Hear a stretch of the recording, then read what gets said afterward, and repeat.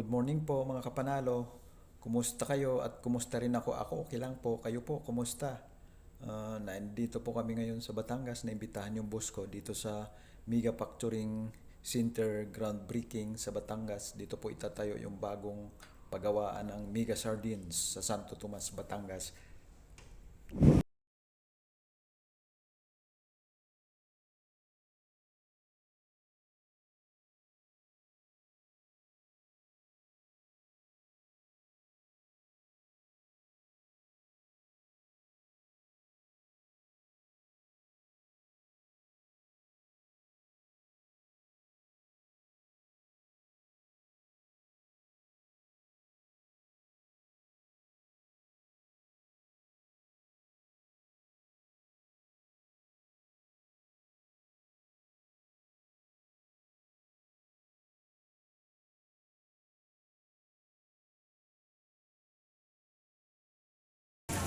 Camille, hanggang anong oras tayo dito?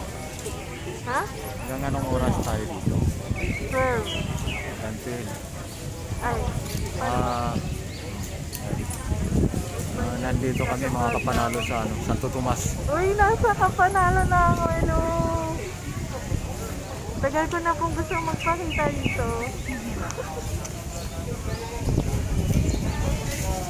Ayan yung kasama ko sa trabaho na maganda.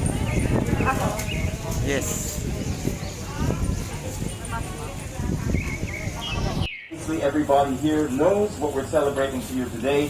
It is the groundbreaking of the new manufacturing plant of Mega.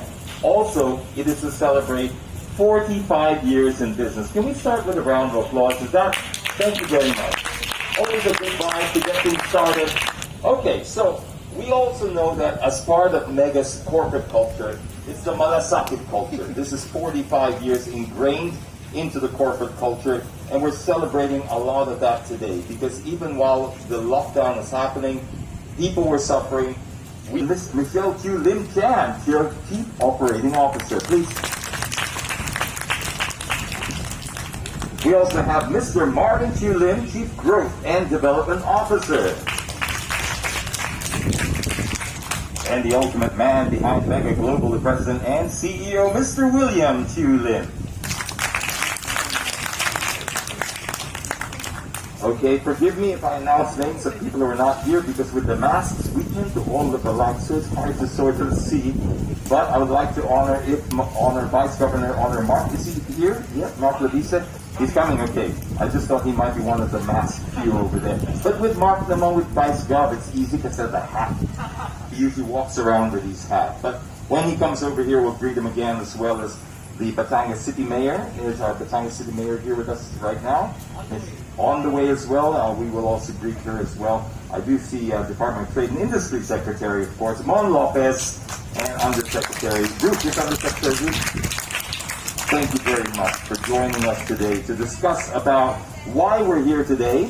Ladies and gentlemen, please welcome on stage Miss Michelle Q. Lim Chan for her welcoming remarks.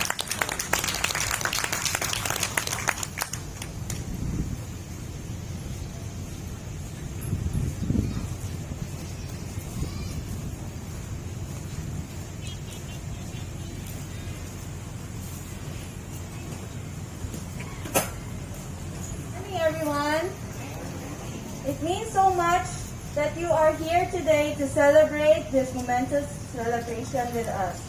I would like to thank our distinguished guests, DTI Secretary Mon Lopez, DTI Undersecretary Ruth Castello, Governor Mandanas, represented by Assistant Provincial Administrator Colin Garcia. And Vice Gov is still not around, and Mayor Edna Sanchez. Our banks, measuring plant in the country. We are proud to serve the Filipino people with the best and freshest sardines in the Philippines.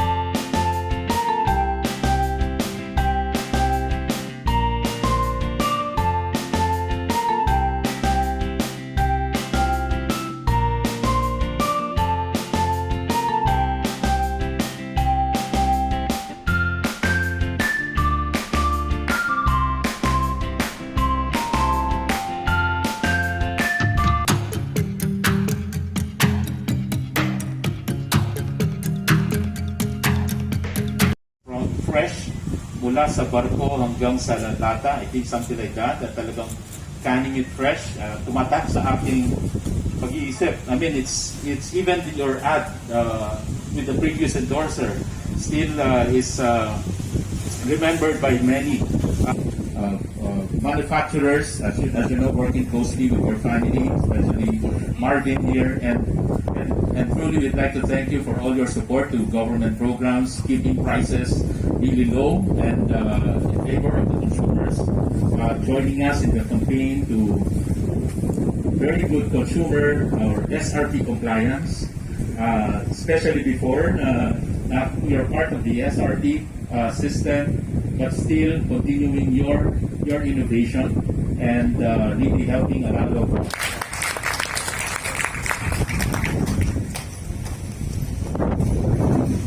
Welcome!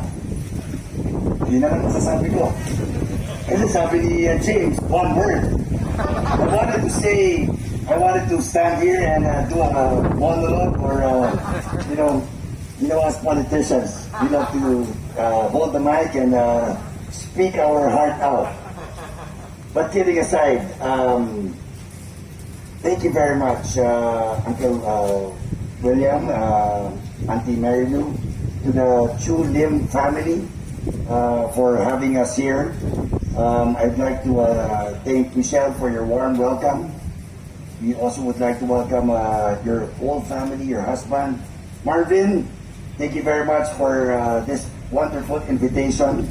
It's a true honor and a privilege to be part of this memorable and historic event, not only for your family, sir, but for the city of Santo Tomas, as well as the province of Batangas.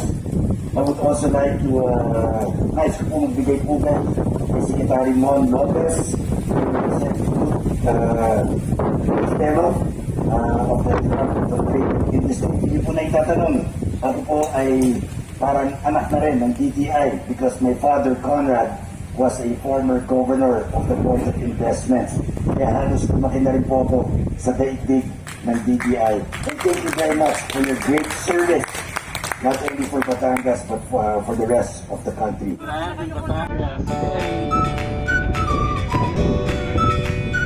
Naulan.